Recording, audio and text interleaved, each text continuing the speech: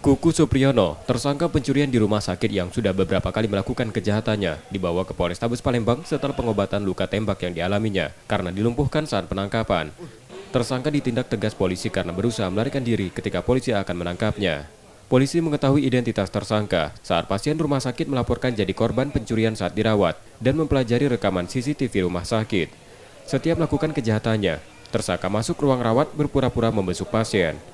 Awalnya memang mantan tukang parkir ya, di salah satu rumah sakit di Kota Palembang, tetapi karena dia sudah tahu akses ke dalam, ada salah satu pasien yang memang HP-nya dicuri sama dia. Mungkin karena pasien sedang istirahat, yang waktu dia masuk, HP-nya dicuri. Alhamdulillah kita sudah amankan, dan dari keterangan pelaku memang dia sudah 2 kali melakukan di beda rumah sakit ya, bukan itu saja.